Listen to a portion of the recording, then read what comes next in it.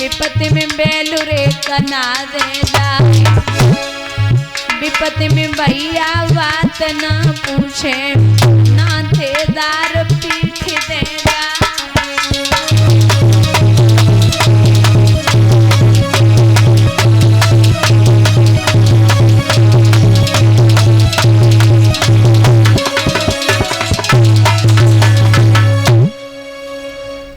बोले यहाँ मेरे पास कुंजी और लगाम के अलावा कुछ नहीं है, वही दे दो। कुंजी और लगाम का संकल्प हुआ। संकल्प में क्या चाहिए? बोले 60 भार सोना। बुजुर्गों 60 भार सोना यदुवंश दर्पण का प्रमाण है कि 7200 किलो का होता है। 60 भार सोना 7200 किलो का होता है। बोले घर पे चलिए। घर पे लेकर के पहुंचे तो राजा ने खजांची बुलवाओ, आज्ञा दई सोना लाने की। तब विश्वामित्र ने मुस्कुराए कि अरे कह दई बात ठिकाने की। ओ राजा होश ठिकाने है, किस पर सेवा करवाता है? ये तेरा नौकर रहा नहीं तो किन पर हुक्म चलाता है?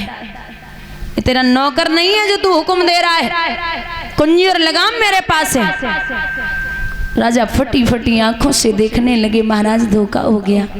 अरे तुझे लग रहा है कि गलत हो गया? नहीं नहीं महाराज, वो नहीं बोल रहा हूँ, बस इतना बोल रहा हूँ कि ये सब कुछ मैंने कर डाला तो मैं सोच रहा हूँ कि एक बार अपनी अर्धांगिनी अपनी पत्नी से परामर्श ले लें, उसका अधिकार है।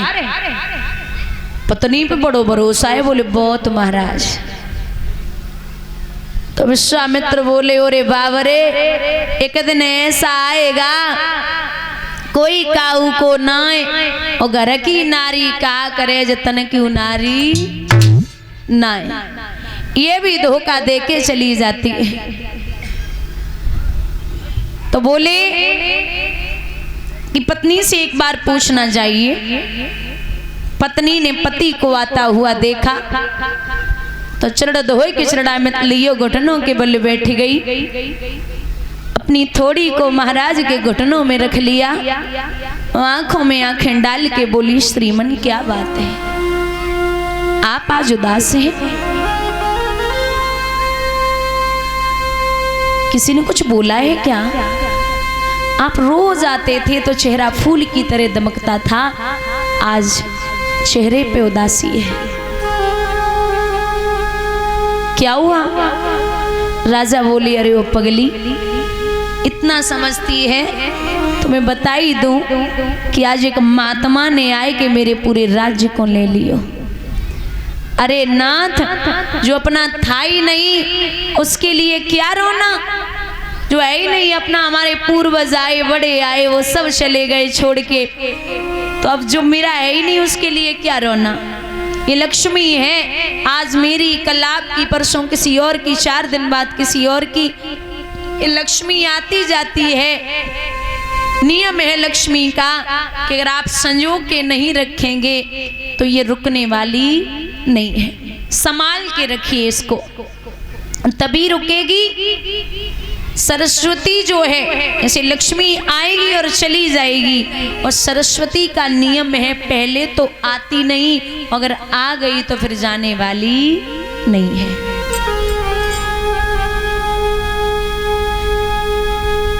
बोले देवी मैं इसलिए व्याकुल नहीं हूं कि वो राज्य चला गया, फिर व्याकुल तो इसलिए हूं कि राज्य गया वो तो गया, लेकिन मैं 60 भार सोना कहां से लाऊं? मैंने बिना सोचे समझे कुंजी और लगाम दे दी। दादा कोई भी कार्य आप करें, कोई भी कार्य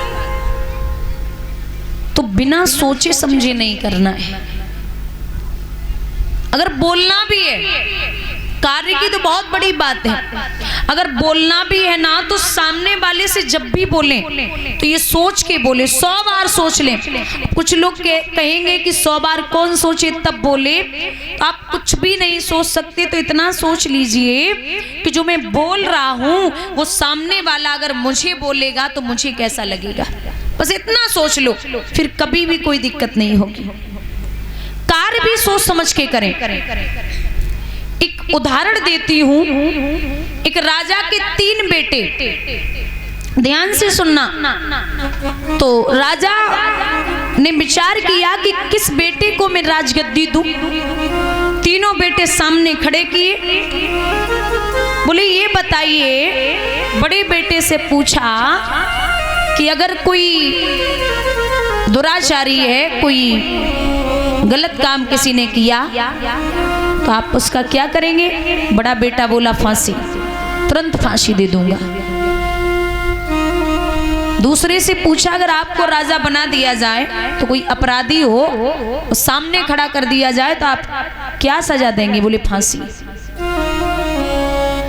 तीसरा था छोटा, उससे पूछा कि आपको राजा बना दिया जाए तो आप किसी अपराधी को क्या सजा देंगे? तो छोटा बेटा बोला पिताजी मैं आपको एक बात बताता हूँ। क्या? मैं सजा देने से पहले काम करूंगा। क्या? बिना सोचे समझे सजा नहीं दूंगा, पहले उसे पूछूंगा। और अगर आपको ऐसे समझ नहीं आ रहा तो छोटा बेटा अपने बाप को समझा रहा है कि आपको बता दूं, एक राजा की एक तोता था। वो तोता राजा को जान से भी ज्यादा प्यारा था, और राजा की जान तोते में थी और तोते की जान राजा में थी। तो एक दिन तोता ने कहा कि मैं अपने परिवार के साथ परिवार से मिलने जा रहा हूँ, 4 दिन बाद आ जाऊंगा। राजा ने भेज दिया तोता। परिवार से मिलके तोता आया वापस।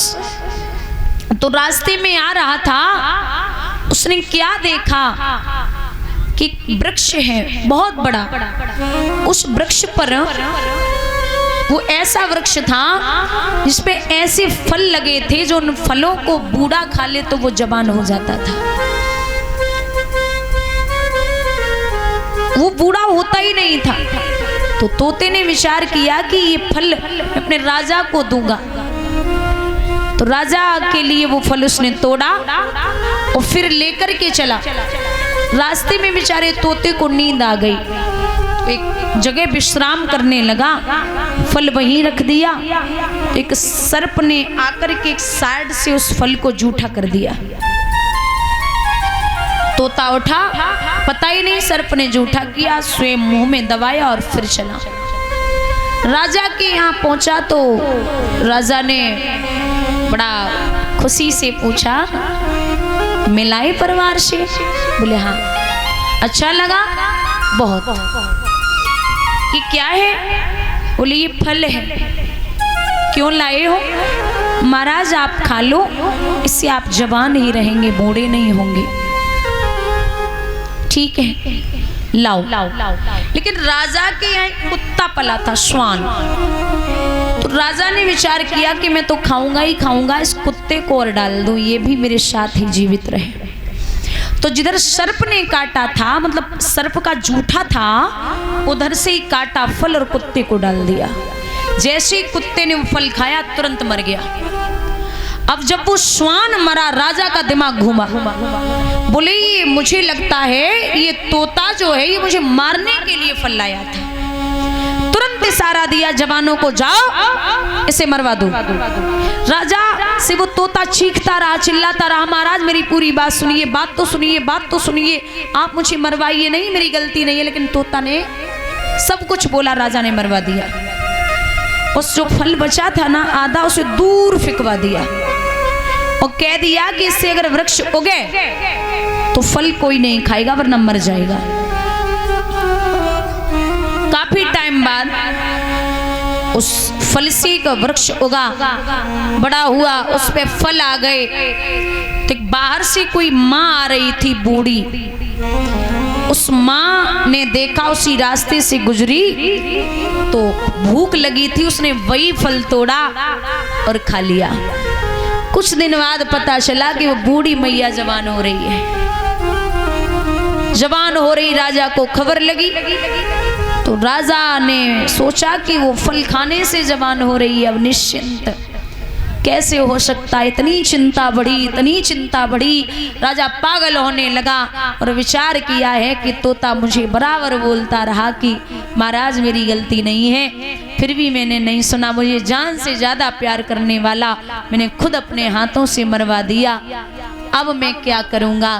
तो वो जो 3 को राजगद्दी देने वाले थे राजा, छोटे बेटे ने ये कहानी अपने पिता को सुनाई और ये कहा है कि पिताजी ऐसे ही अगर कोई अपराधी है तो क्या पता उसकी गलती हो या न हो, आप बिना पूछे उसे फांसी नहीं दे सकते हैं। राजा ने अपने छोटे बेटे को राजगद्दी दे दी। बोलिए गोविंद भगवान की। कोई भी कार्य करें आप बिना सोचे समझे ना करें। तो फटी हुई धोती, पुत्र को लंगोटी, राजा ने स्वयं, पत्नी ने जो साड़ी बांधी वो मोटी सी है।